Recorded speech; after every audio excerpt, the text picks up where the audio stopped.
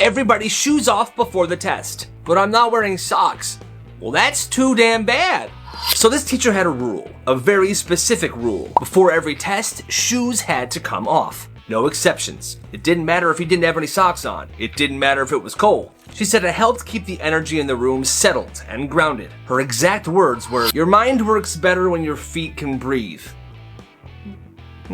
Obviously, at first, people thought she was joking, but she wasn't. She even had a bin by the front door labeled testing shoes. That's where students would put their shoes in when they got in the classroom on test day. And if you did forget to wear socks, she had loaner socks, like actual backup socks that she kept in her drawer. People rarely used them, but they were there. But one day, one kid walks in and he doesn't take his shoes off. He just sits down. He begins the test and then she stops everything. "Hey, you need to remove your shoes or leave the room." And he's like, "You know what, miss? Is this even in the handbook? Are you even allowed to do this?" She doesn't answer him. She just stares at him, walks over to his desk, and writes a big 0 on it. That's when he gets up, walks to the office, and tells them everything. The next week, a new policy came down. No teacher may require students to remove shoes. Yeah, it makes perfect sense. "Yo, is anybody home?" "Oh look, cookies." So when this kid was in school, his parents worked late. So after school, he had to walk home, an hour and a half every time his parents worked late. He hated riding the bus, so he said he'd rather walk. So because of this, he would always try to hang out at a friend's house who lived nearby, and just get picked up from there later in the night when his parents were off. Well, one day he's walking by that friend's house, and he decides to give him a call. No answer, but he remembers where they keep the spare key. For some reason, he can't explain why. He grabs the key and he lets himself in, starts walking around the house, calling out for his friend. "Yo, you home? Hello?" Silence. Nobody's there. So he goes to the fridge, makes himself a sandwich, sits down on the couch, and starts watching TV. About 15 minutes in, he realizes, "Oh my god, I just broke into my friend's house. What am I doing?" And it's not just anybody's house. His friend is Russian, and his dad is a scary Russian man who had tons of firearms. He panics, he puts the key back, and he runs out of the house. He gets home safely. His friend calls him back later that day, and he didn't suspect a thing. And he has kept that secret every single day since then. That's crazy. So there was this teacher, strict, rule obsessed. Didn't matter what the rule was, if you didn't follow it, you were done. One day, the student, let's call him Marcus, starts coughing in class. He reaches into his backpack and pulls out his inhaler. Doesn't say anything, doesn't interrupt the class, he just takes his inhaler. And the teacher stops the entire lesson. "Excuse me, what is that?" "That's my inhaler, I have asthma." She walks over, takes it out of his hand, and goes, "You can't just use things like this during my instruction. I'm putting this on my desk." Now, I forgot to mention that this teacher was kind of one of those super old, mean teachers, so, maybe she's losing it, because who would do this? Anyway, this kid tries to explain, but she doesn't care. She takes his inhaler and puts it on her desk. If it's that serious, go to the nurse. Otherwise, follow classroom rules. Marcus just sits there, wheezing, staring at the inhaler in front of the room. Well, after class, he actually goes to the nurse and tells her what happened. And the nurse is absolutely livid. She talks to the principal, she calls Marcus's mom, she files a report. Within 24 hours, there's a giant meeting at the school, and this teacher's there. No one knows exactly what happened in that meeting, but the principal pulled Marcus aside afterwards and told him that he was free to use his inhaler whenever he felt he needed to. Marcus never said another word to her in her class, but he used his inhaler whenever he wanted, and she didn't say a single thing. Now, this may not be related to what she did, but at the end of that year, that teacher retired. Good. So this guy's nephews are graduating high school. It's a big crowd, he knows it's gonna be packed. So he shows up to the graduation early. He brought his own folding chair because he has bad knees, and he brought some headphones. So he opened his chair, sat down, and popped his headphones in. And because he's early, he was just chilling by the entrance. About 40 minutes before they let everybody in, this pregnant woman shows up. Somebody must have let her cut in line because all of a sudden she's right next to him. And not even 5 minutes later, she taps him on the shoulder and says this, "Excuse me, would you mind letting me sit in your chair? I'm having trouble standing." Okay. He's polite about it, He goes, "I'm sorry, I can't. I got really bad knees and bad feet, so, I need it. That's why I brought it." She nods and then asks again like 2 minutes later, and he's like, "Yeah, still no. I'm sorry." So now she's annoyed. She's huffing and puffing. She turns to her husband and is like, "Can you say something to him, please?" "Hey man, she's pregnant. Would you mind letting her sit in that seat?" The gall of these people, okay? Anyway, this guy says, "I get it, but I really do need it. That is why I brought it. She can wait in the car or maybe sit on the curb or something. I don't know. It's not my problem." Now this lady's husband flips. "Wow, you are such an... Here's the thing. This guy came early, he planned everything, he brought his own chair because he has bad knees and feet. That's his chair. And now he's the bad guy for not giving his chair to some rude pregnant lady? Please. Let's be honest, none of you are going anywhere in life. What? Yo, that's messed up. So on this day, this teacher was already at her limit. Kids were talking in class, someone was playing Subway Surfers at full volume, and she snaps. She turns to the class and she says this. You know what, guys? It's clear that you do not want to learn, and let's be real. None of you are going anywhere in life anyway.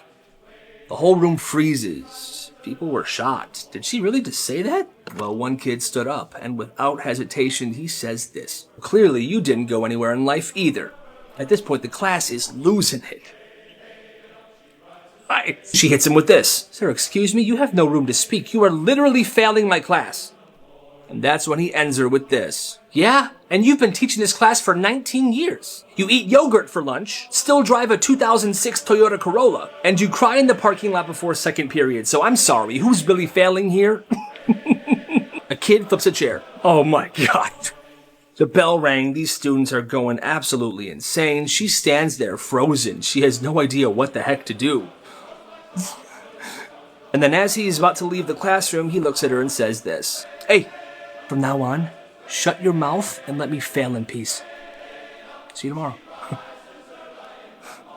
And he left the room. That's absolutely crazy. So this mom sends her son to preschool. He's 5, super nice kid, and he loves the lunches she packs for him. They're not normal lunches or whatever, but they're his favorites. Celery sticks with blue cheese and goat cheese, a little bit of kimchi and Spam, they're Korean, and a few spicy Doritos tossed in sriracha. What a bold lunch. And honestly, that sounds freaking awesome. Let's go. Anyway, a few hours after she picked him up one day, she gets a call from the teacher, and the teacher doesn't even try to be nice.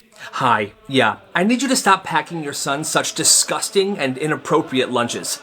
The mom's like, excuse me? Yes, they're distracting other students, they smell disgusting, and they are just definitely not school appropriate. And keep in mind, this is preschool. And this teacher's going full-on Gordon Ramsay about a 5-year-old's lunch. The mom is stunned. She says this. Look, I know it's not the healthiest, but he loves it. It's some of what he eats at home, and it's just comforting for him. Well, it's making the classroom uncomfortable. So the mom wraps it up like a professional. I appreciate your concern, lady, but I am not going to completely change my son's lunches just because some other students are distracted by what he eats. Okay, bye. And she hangs up. For real though, where does this teacher get off? An hour later, ding. An email from the teacher. This email is saying that the mom's response was unacceptable and that these lunches are just too inappropriate to be sent to school anymore. What? Celery, goat cheese, blue cheese, kimchi, Spam, what is wrong with that? This teacher banned a 5-year-old's lunch because she is an ignorant piece of work. Yeah. So this girl, Amy, she's 15, straight up running a business at her school. Like it's a full-on operation. She buys the snacks and drinks in bulk. She breaks them up and sells them individually at a markup. Classic black market school economy. She's been doing this for 2 years now, and she's not out here just hoarding the cash that she makes. She's buying stuff. She's using her profits to buy clothes, shoes, whatever she wants. She doesn't ask her parents for money, she earns it. And her mom, well, her mom is like, I mean, yeah, why would I stop her? You know, she's not selling anything illegal, her grades are fine, and I haven't had to buy her anything in months. I'm really proud of her. But the school? Oh no. They catch her and a few other snack dealers and boom, week of detentions. And they warn her, one more time and you're suspended. Please, okay. Now the dad's losing his mind. No, honey, this is serious, okay? She's risking her education. She needs to be grounded. And the mom's like, grounded for what? Capitalism?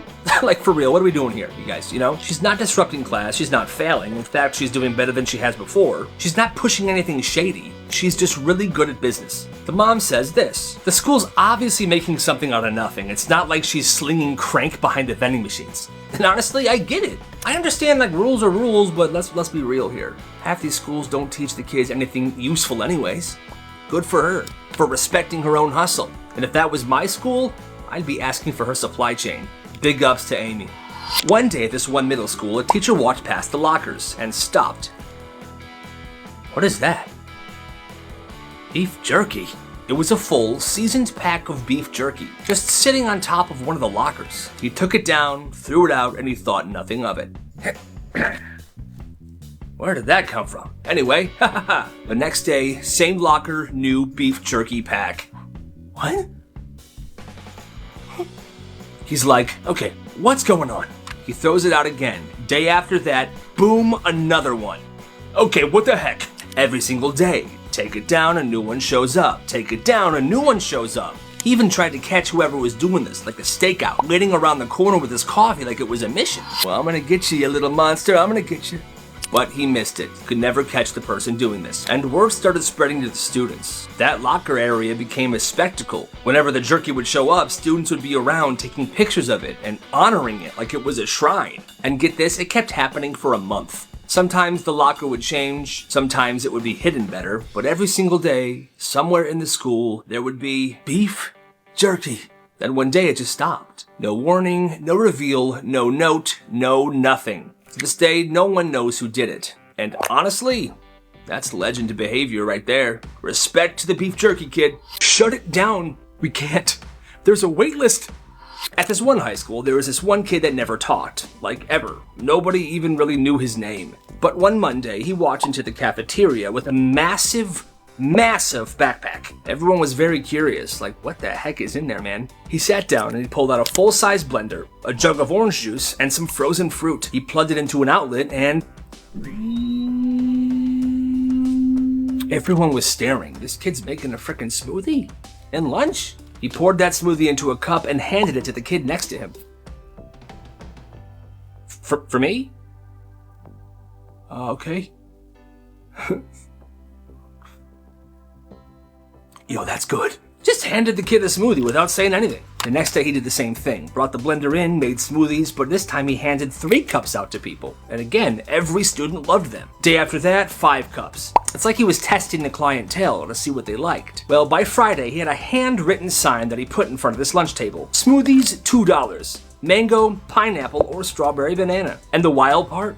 He was good. Frozen fruit was packed in dry ice. The straws were pre-torn so we could just pop them in there. And he had a punch card system. Buy 5, get 1 free. At first, the teachers didn't really notice. He was blending during the loud parts of lunch. He even had a kid from drama club doing the marketing. Attention everybody, everybody. There are smoothies at table 20. Go get yours now. This all started crumbling down when kids stopped waiting in line for lunch. And they began waiting in line for these dang smoothies. What in the world is going on over there? Some kid's got a blender and he's making smoothies and people are paying for him, man. I don't know. Well, shut it down. I can't, man. There's a wait list. Mrs. Johnson's in line. I'm so excited for my smoothie. Principal didn't care. He came over and took the blender. Unplugged it. He was shut down. But was he? That kid missed school the next day. But then he came back with a battery-powered blender. He didn't need to plug it in anymore. During lunch that day, the principal and the school police liaison came and got him. They brought him to the office and everybody thought he was done for. But then the next day, he came back with a new and improved sign. Smoothies, $2. Mango, pineapple, or a strawberry banana. Now approved by school. Turns out him and the principal made a deal. Okay, fine, you can sell them at lunch, but you have to also sell them at every single school event this year and we take a 5% cut. The money you make during lunch, that's yours though. Deal? By the end of the year, that kid earned enough money to buy a used car. He was the silent smoothie slinger. Gotta respect the hustle. Oh, is she just on TikTok right now? I guess we can all be on our phones then. No phones in class. What?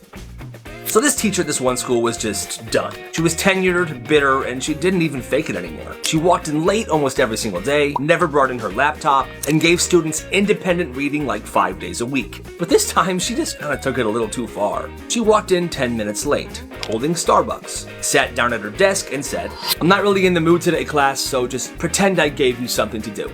Then she pulled out her phone and didn't even put headphones on. She just started scrolling on TikTok full volume while sipping her coffee. The whole class looked around like, wait, what are we supposed to do? But naturally, a few people pulled out their phones as well. I guess it's totally fine to be on our phone today, they thought. Absolutely not. No phones allowed. I don't want to hear a sound from you guys. Silent. Do something, but be silent. They're like, you're literally watching TikToks in front of us. What the heck's your problem? That's when one kid pulled his phone back out. Not to scroll, but to record a video. If I post myself and get, I don't care how cheap something is, Just a quick video, her at her desk watching TikTok full volume, sipping her coffee, and the rest of the class sitting in silence. He posted it that night. Next day, 40,000 views. Somebody sent that video to the principal. The next day, the principal pulled him aside and asked him to take the video down. But instead of getting mad, he said this: "Thank you for sharing that. We're gonna use it. They're gonna use it, he says. By sixth period, the superintendent showed up at the school. He walked straight into that classroom. The principal was behind him. They asked that teacher to step out in the hallway. She never came back in. The next day, they had a sub. Good. That teacher should definitely not be teaching. This teacher was mean for no reason. She snatched phones, she gave out detentions like it was candy, and she always blamed the wrong people. So this one kid noticed something. Him and the teacher had the same exact water bottle. Same color, same brand, same size. So one night, he filled his water bottle with pickle juice and spicy pickles. He screwed the lid on tight, and he labeled the lid, "Do not touch, pickle juice inside." The next day, he walked into that teacher's class early and casually left the water bottle on her desk. Didn't say a word, just sat down and he waited. Halfway through the lesson, she picked it up without even looking, took a big sip, and instantly froze. What is this? It worked. The kid said this. Wait, I think that's mine. She took a closer look at the water bottle and read the lid. Do not touch, pickle juice inside. Why was this on my desk? I guess I forgot where I left it. I'm sorry. Principal's office now. He goes to the principal's office. So why are you messing with Mrs. Johnson? I didn't. Well, then how did she randomly drink pickle juice? We have the exact same water bottle. I even have the receipt. I bought it last month. Okay, but why was there pickle juice in there? Because I make pickles and I want to eat them at lunch. Okay, but you couldn't have put your name on the water bottle or something? I did. I even put on the lid, "Do not drink pickle juice inside." So it's not my fault she doesn't pay attention to... Hey, language. I'm sorry. Am I in trouble? I mean, technically, no, you're not, so get out of here. And that's basically how it went. He didn't get in trouble because technically he didn't do anything wrong. Honestly, that's a legendary prank. So this dad notices that his daughter, 16 years old, has been acting really different lately. She's turned into a straight up mean girl, mocking people's outfits, judging what people are bringing for lunch, making comments like, "That person's disgusting. She smells like cafeteria food and cheap shampoo." Just some real mean stuff, you know? And it's not just at school either. It's also at home. She has been harassing their housemaid. So I guess these people have money because they have a housemaid, but still, she's been harassing the housemaid. Every time the housemaid walks by, she says something like, "You're disgusting. Do you like smelling like bleach? Oh my God, you're so filthy." Like, what? This maid has been in tears more than once because of the mean stuff this girl says. Like, she's just trying to do her job. She's a sweet lady. Well, one day she told the dad that his daughter called her filthy and all these other horrible things just because she was cleaning under the fridge. So he finally sits down his daughter and he says this. "Hey, listen, if I hear one more thing like that, you're not going to the party this weekend, and I mean it. Because yeah, there's a huge party coming up. It's a big one, everybody's going, and this girl's been talking about it nonstop for weeks." You wouldn't do that to me. You want to bet? 2 days before the party, the dad catches his daughter straight up grilling the maid. "No, I told you to clean my room first, okay? You are absolutely disgusting, filthy woman, all right? That's it. You're not going." He caught her, and she snaps. Starts screaming, crying, kicking around. This girl's 16 years old and she's acting like a complete child. But he holds the line. No party. Fast forward a few days. She walks into the room her dad's in, all sweet, and she goes, "Hey Dad, I can't find my phone." He helps her look. Nothing. Can't find it. So he calls the number, and they hear it ringing from the maid's purse. Oh my God, she stole it. I knew it. I knew she was shady, Dad. At this point, the maid is literally shaking. She says she has no idea how it got in there. She starts crying. The dad's trying to stay calm, and inside he's like, there's no freaking way. Well, what his daughter didn't know was that the dad recently installed some indoor cameras in the house, and he checked the cameras, and there she was. He caught his daughter red-handed, putting her phone in the maid's purse on purpose, just to make her look like a thief. Just because she couldn't go to a party. He brings her in his office. He shows her the footage. She goes pale. And this is how he handled it. You try to ruin someone's life over a party. You're grounded, and tonight, you're sleeping in the backyard. No, Dad, no, I'm a germaphobe. There's bugs and dirt out there. Please, no. No, exactly. You're so obsessed with calling people filthy. Maybe it's time you actually find out what that feels like. She begs and begs, but he just stares and says this. If you push it anymore, it'll be 2 nights. And if you think I'm kidding, you got another thing coming, miss. Yeah, I mean, she sucks. So this kid Gregory's in 8th grade, right? And his mom started noticing something weird last year. He'd get home from school starving. Like after school, he would eat a full meal and then another one. Every single day. At first, she's like, that's normal, he's a growing boy. But over time, something keeps bugging her. So she finally sits him down, and he admits it. See, Peter, his best friend, hasn't been bringing lunch to school at all. Every day at lunch, Peter just sits there. No lunchbox, no money, nothing. And Gregory? He was giving Peter half his food every single day, just so his best friend could eat something for lunch. The mom's like, oh no, not on my watch. So she starts packing him extra food, like low-key doubling every lunch. At first, she's being subtle about it, but then she just starts making a whole second lunch every day, one for Peter. She never talked to Peter's parents about this, she didn't even tell anybody, she just did it. And for a whole entire year, that's how it went. Peter and Gregory both having a lunch every day. But then, it was a new school year. Money's tight. Gregory's mom's got bills, groceries are expensive, and she decides she's done. She sits down Gregory and goes, from now on I'm packing you one lunch, okay? For you. Don't share it. And at school he listens. He eats his lunch, Peter has nothing. Then one day, the mom gets a phone call. It's Peter's mom. She's mad. She goes, I cannot believe you cut my son off without saying a frickin' word to me.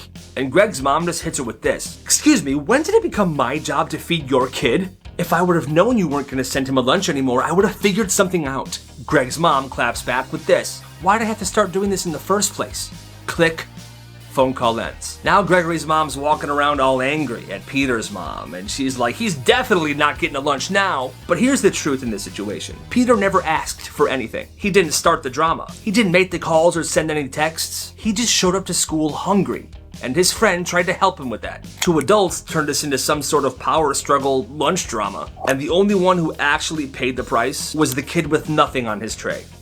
And that's kind of messed up. So this kid, her name is Jennifer. She's 10 years old, she's super chill, she's having dinner with her parents. Her and her family are just talking about school when she casually says this. Oh, Katie's in my class. That's my teacher's daughter. Totally normal, right? Well, her mom froze. Like fork in her mouth froze, startled, and she goes, wait, your teacher's daughter is in her own class? Jennifer is confused. She's like, yeah, I mean, she treats her like everybody else. It's super normal. And her mom's like, of course, sweetie. Now go on. She smiles, nods, and sends her kid to go play Minecraft or something. Then she turns to her husband and says this. This is a full-blown scandal. She starts talking about how this teacher's kid has unfair advantages, like secret access to test answers and stuff like that, like it's a freaking crime show. Her husband's just trying to eat, and he goes, are we sure this is a big deal? Well, apparently that was the wrong move. You're not even willing to stand up for your own daughter? What do you say? And then the next morning, she wakes up and she emails the entire 5th grade team at that school, saying that this kid being in her class is incredibly unfair and that she's gonna go to the principal, calling it a terrible case of nepotism, which is just a fancy word for playing favorites, even though there's literally no proof that this teacher is playing favorites at all. She even CC'd her husband on the email. He reads it and he's like, yo, you really sent that email? Are you kidding me? She said that when her husband said that, she got so mad she left the room. Way too disrespectful. You're being a terrible father. Now, it's incredibly awkward for this entire family. The husband is not talking to his wife. He's super pissed because she's being absolutely crazy. There's nothing wrong with a teacher having her own daughter in the classroom. Like, it has nothing to do with them. Jennifer's kind of like, what is going on? She said it's been awkward for her in class as well. And this entire time, the mom is walking around like, I can't believe no one sees what's happening here. This is a scandal. No, it's not. What do you guys think? I'll give her a clean 7. Could have been worse. 7. Generous.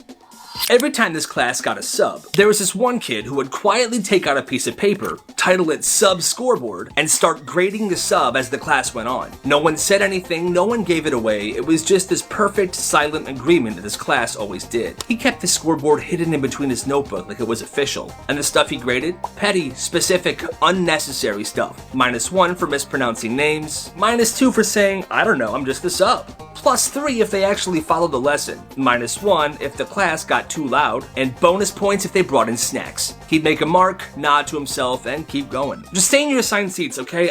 I don't know, I'm just a sub. Then at the end of the class, right before the bell, he would walk up, fold the paper once, and hand it to the sub. Final score, 7 out of 10. Not bad. Some subs laughed, some were not amused at all, and one time this sub read the paper, looks at the kid and says, you think you're funny? Let's see if the principal thinks this is funny. The kid just blinks, grabs the paper back, and adds 1 more score. -5, no sense of humor. He folds it again, hands it back, and he walks away. That kid is hilarious. She really did that? Yup.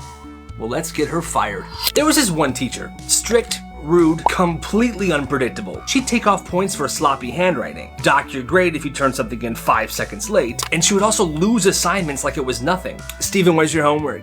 I literally turned it in. Well, I can't find it, so no, you didn't. At first, everybody rolled with it, but she kept pushing. Like one time, she graded a full assignment a 0 because the kid printed it double-sided. It's harder for me to read. I can't even read this. The moment these kids really snapped, though, was when a student turned in a 3-page paper. It was perfectly done, but he forgot to staple it, and there was no stapler in the classroom. What the heck is 0? Why? Life has consequences. Next time, remember the staple. And that's the point when the class was like, nah. They were done. They started screenshotting their grades, along with the assignment that the grade was for. They recorded her when she was yelling at students. They would save emails that she would send to them where she contradicted herself or made herself look like a horrible teacher. This one kid had a folder on his laptop called Operation Bring Her Down. Once they got a bunch of evidence, they printed everything and put it into a very big packet. They labeled the packet, Why She Shouldn't Teach. They brought it to the office, and they waited. 3 weeks later, a sub walks into their classroom. No explanation, just, hey everybody, my name is Mr. Johnny, and I'm gonna be your sub for the rest of the year. Okay, your teacher had to go, or something. Okay, she was gone. They did it. No goodbye, no warning, just a pleasant surprise on a Thursday afternoon.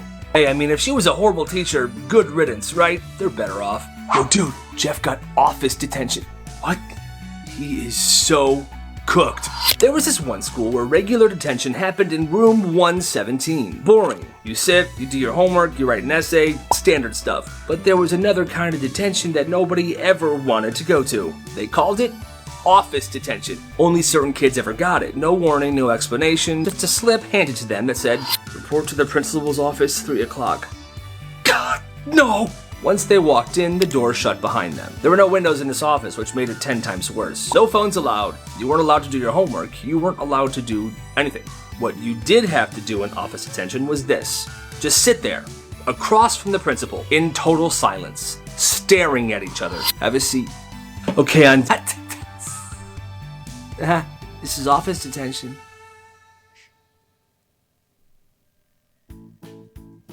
Look at me.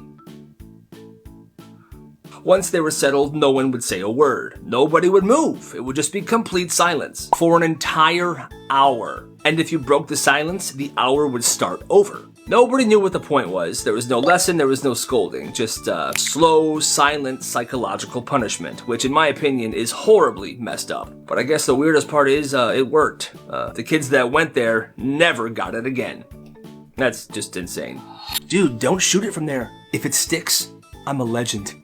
It started with one kid. He was bored during history class, and he sat in the last row of the room. So because he was bored, he pulled a rubber band from his backpack, and he shot it at the wall behind him. Whap! It stuck to the wall. No one noticed. The next day, he did it again. Nice! Thwap!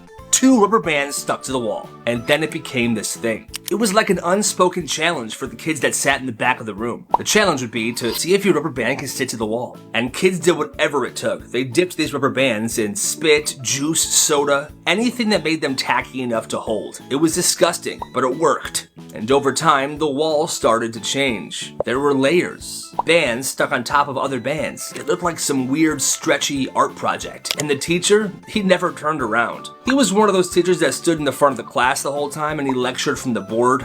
He never noticed a thing. But then one day, they got a sub, and the sub noticed immediately. She walks in, she sees the wall, and she freezes. And all the students are waiting her to be grossed out or to snitch to the principal or something. But instead, she walks over, pulls out a pen, and leaves a note on the wall. When she walked away, the kids checked the note. All the note said was respect. That's awesome. Wait, is he breathing?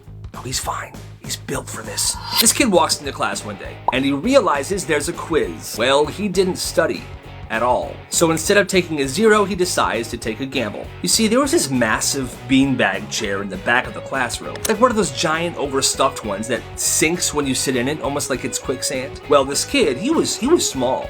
Like strategically small, you know? The kind of kid who can blend in anywhere if he wanted to. So he gets into class a little bit early. He looks at the beanbag and then he looks at the clock. Oh, okay. and he just goes for it. He walks to the back of the room, lowers himself in the beanbag, and just disappears. And it completely swallows him. Gone. No limbs, no face, just beanbag. From the teacher's desk, it looks empty back there. Just looked like a normal beanbag. She hands out the quiz, starts the timer, and doesn't say a word. She assumes this kid's absent. Meanwhile, he's just inside this beanbag, curled up in silence, just riding it out. And just as the bell rings and everybody else is grabbing their stuff, getting ready to leave the classroom, he rises from this beanbag like a ghost and just walks out. And to this day, that teacher still thinks he was absent on that quiz day. That's absolutely crazy. So this school lets seniors submit quotes for their yearbook photos. Most people pick stuff like, "Thanks, Mom," or "most likely to be a Riz God," stuff like that. But this one senior, the kid who was always kind of getting in trouble, submitted this quote. He wanted his quote to say, "At least I'm not the principal." Apparently, this kid and the principal had some long-standing beef. Everybody thought it was going to get flagged. Edited out. There was no way it makes it in the yearbook. Except, it did. His quote was in the yearbook. "At least I'm not the principal." The yearbook got delivered. People started flipping through, and then they found it. Page 142, bottom row, there he is. It flew up. People were taking pictures of it and posting on their social media. It was like a monument, a meme in this school. The next day, the principal calls him down to the office. "So you are not walking at graduation." "What? It was just a joke." "Yeah, a joke. At my expense. Actions have consequences, I'm sorry." That sucks. Yes, he was still graduating, but he wasn't allowed to walk at the ceremony. But this is the epic part. Fast forward a few weeks to graduation day. And obviously this kid doesn't walk. But his friends do. And under their gowns, they're all wearing t-shirts that say, "At least I'm not the principal." And when their name was called and they would get up there, they would unzip and show the t-shirt. Oh my god. Best prank ever. He rarely talks, he doesn't ask questions, he just fixes stuff. Every school's got that one person who just handles everything. At this school, it was the janitor. He was a quiet dude, always wore the same faded button-up. He never ran. Never seemed to be in a rush. He just walked around like he had all the time in the world. But somehow, whenever something went wrong, he was always there. Locker jammed? You'd turn around and he'd be there already, crouching down with some tools. Happens when it rains. You're good to go. Popping it open in 2 seconds. Projector broke during a presentation? Teacher's panicking, and from the back of the room, "Mind if I take a look?" Vending machine eats your dollar? He doesn't even ask. He just walks up, slaps the machine, and boom, there's your chips. Walks away. Like a freaking legend. Like I said, he was quiet and he barely talked, but he always showed up at the exact right moment. One time, a kid twisted their ankle during gym class, and the gym teacher was freaking out. 15 seconds later, here he comes with an ice pack and a rolly office chair. "Have a seat right here. Put this on your ankle. Mr. Stevens, I'm rolling him to the nurse's office, okay? You guys have a great class. Come on." He wasn't nosy, he didn't snitch on anybody, he just fixed things. And when someone would say thank you, he would just nod and say, "That's what I'm here for." Best janitor ever. "Where's my marker? Where's my marker?" "Miss, there's another marker right there." "It's not the same." So this teacher had a favorite marker. Not the kind of favorite where she used it. It was the kind of favorite where she just talked about it a lot and kept it close. It was a purple Expo marker with a chisel tip. She called it her thinking marker. She would use it to teach and whatever. She kept it in a separate drawer and she said that nobody was allowed to use it. One day she opens the drawer and it's gone. She pulls the drawer out of her desk, turns around and holds it up to the class. "Who took my purple marker?" Class is confused. They're like, "Here we go." But she doesn't start class. She just paces the room. I'm not even mad. I'm just really, really disappointed in you guys. That marker was a gift. It meant something to me. And everyone's just sitting there like, yo, is she crying? Over a marker? Then she locks the door. "We are not leaving until it's returned." She gives a whole 15-minute speech. She called it a teachable moment in betrayal. People started checking their bags just to prove that they didn't have it. They were dumping everything out like, "Miss, we don't have your frickin' marker, lady." Eventually, someone finds this purple marker under her desk. It rolled behind a storage box that she kept down there. She picks it up, holds it in the air, and she says, "See? This is why trust matters, you guys. Class ended 10 minutes late that day because of this teacher's nonsense, and nobody learned a thing, except for the fact that maybe she is weirdly in love with an expo marker. This school said it was doing something new for safety, just adding tiny audio monitors right outside the bathroom. It's not a camera, it would just record sound. The principal said it was to prevent fighting, loitering, and other nefarious activities. Weird, but technically legal, so most people just ignored it. But a few weeks in, something strange happened. Kids kept joking how they could overhear like a feedback noise in the vents, like a weird clicking or popping noise when you pulled your phone out. Well, one janitor overheard this and he did not like it. So one night after hours, he checked the ceiling above the boys' bathroom, and that's when he found it. A live microphone inside the bathroom. He didn't say anything right away. Instead, he pulled it down, took pictures of it, and called the parent that he trusted. The parent didn't call the principal. She called the lawyer. And then the news. By the end of the week, it was everywhere. Turns out the principal had installed 6 audio devices in bathrooms across the school. No signs, no disclosure, no permission. By Thursday morning, a school district representative entered the school, walked into the principal's office, and 15 minutes later, the principal left the school holding a box. He was fired. And the janitor, he got like 30 gift cards from thankful students and parents. That janitor definitely did the right thing. I used to think a slap was just a slap. But it's not. It's a message. And sometimes it's the only way someone like him will listen. We finally got to our stop. This super small town with one road, one gas station. There were no traffic lights, just dust. The first thing we did was go inside that gas station. We were hungry and pretty thirsty. He got an orange soda. I got beef jerky. It just felt fitting. Hi. Yeah, it's just this. Howdy, boys. How you doing today? Good? Yeah, I'm all right. Well, that's fantastic to hear, boys. Here's your change. Here's your stuff. And I hope today's everything you want it to be. Yeah, me too. Thanks. We found this rinky-dink motel behind the gas station, and we decided that this mission would go a lot better if we had some rest. So we booked a room. Well, this place is freaking nasty. It's just one night, bro, okay? Plus, I just gotta get my head straight before we do this. So I think some rest would do me good. No, you're right. It's a good idea. Well, I'm gonna get some shut-eye, okay? Don't stay up too late. All right. I sat down at the little desk, and I got to work on one more poem that I was gonna read to my dad. And this time, he was gonna listen. The next morning, we left the motel, and we began our walk to the address that my mom had on that letter that he sent her.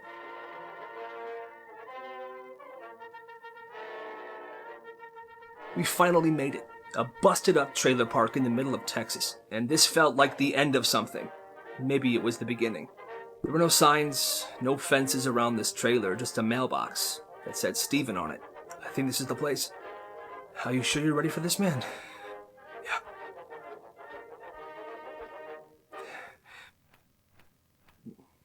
The door creaks open, and there he is, standing there. Well, well, well. Came all this way just to see me? Hi, Dad. What are you doing here? I came to finish what you started. Oh, I see. Okay. What? You gonna hit me in the face? Eventually. But first, you're gonna listen to me. We go inside the trailer and I make my dad sit down in a chair. Kyle standing behind him with his arms crossed. Don't move. Okay, what? Just got something I want to read to you right now. Oh, you're gonna read me a poem? You gonna read me a little poem there, Chad? Oh, you're such a little baby bitch. The last time I saw you, your palm to my cheek, I'll never forget the words you would speak. Such a cruel, cruel man, but without a spine. If I said I didn't hate you, I would be lying. Here I am now after miles and miles. Oh, I'm excited. Can't you see our smiles? I'm better off without you, freaking sad sack. And now's the moment that I slap you back. That's supposed to scare me? Nah. This is... What the hell's going on? This is for your silence. Your slap. And everything in between.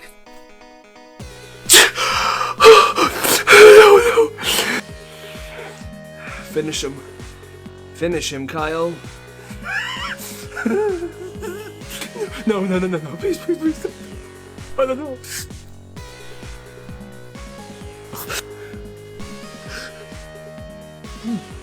And we left him there just sitting and slumped in his chair. Oh my god, dude. Holy shit. How do you feel? I feel good. I feel really good. So what now? Now? We go home, man. My god.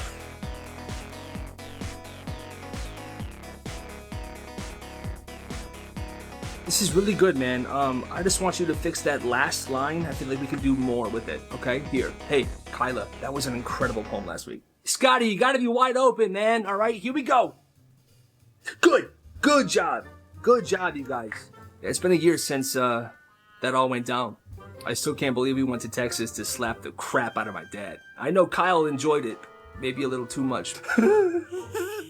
Yeah, we're still friends. You know, we're getting closer to graduating, and yeah, I'm involved now. I run the poetry club at school. I help a lot of the freshmen and sophomores with their poetry.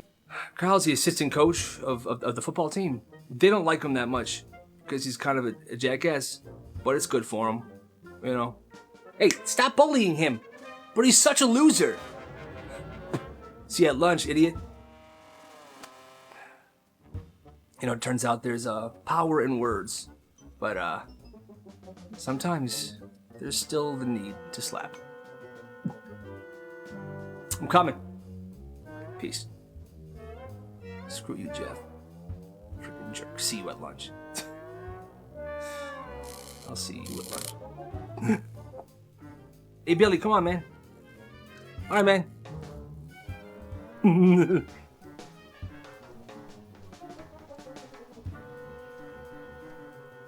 Montu, হ্যাঁ মন্টু,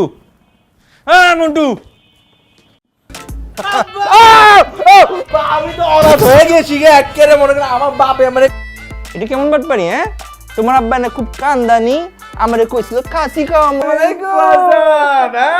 আরে বললা সকাল সকাল তুমি আয়া পড়ছো চিল্লা কেমতে কি হইছে হ্যাঁ আর থেকে আমনে পর দেখে দেখতেছি ফোনের পিছে লাগা রইছো মনবাজান তোরা আর একটা বুদ্ধি দিতাছি কি হইছে বাবার কি তুমি যদি একটা মাস পরে আইতা তাহলে দেখতা আমার আব্বা আনাম খাসিটা পাকে তোমার সামনে রেখা দিত খানদান নাকি খানদান গো চিনা লাগে নাকি চোখ বন্ধ করে হারবার পাচ্ছি আয়া পড়ছি দরকার আছে দরকার স্যার আমি কি ফোনে কথা কই নাকি এই এটা খায় কি করতাছো যাও না নিচে যাও কি হইছে বাজার কি হইছে এই সব আমি পারুম না আমার দরকার হলে ঘর আচ্ছা যা হবার হয়েছে বুঝছো সারা দিন যে ধকলটা গেছে গা নিচে ঘুমা আজ নামনের বাসুর ভাই আপনি আপনার ঘরে তুমি তো আমার পিলা চমকাই দিচ্ছ বাবা কি যে কন্যা আব্বা মাত্র তো আসমানের চাঁদ লাগো কিন্তু তুমি তো বিয়ার পর দিনই আইয়া হাজির তো রসুনটা একটু চেঞ্জ হইছে আর কি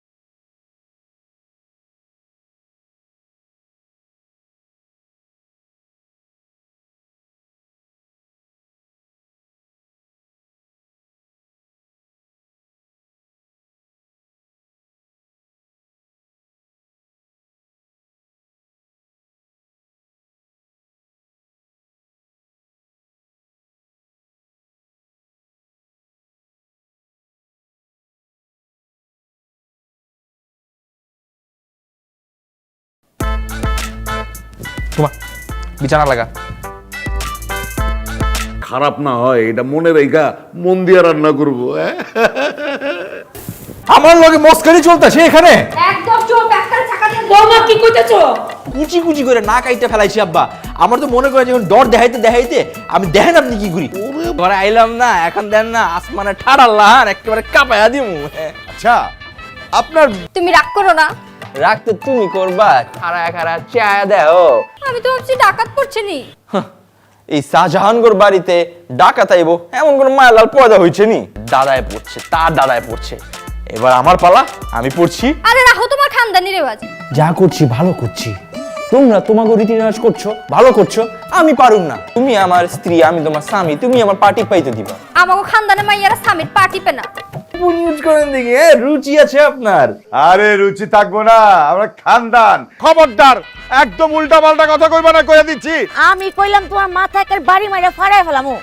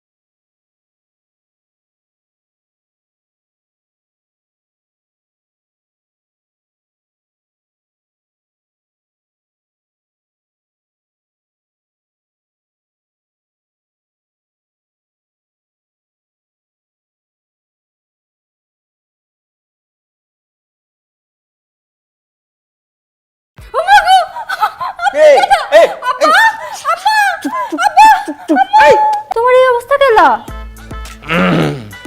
আসলে আব্বা, ও আব্বা, আব্বা। আচ্ছা, যা হবার হয়েছে বুঝছো।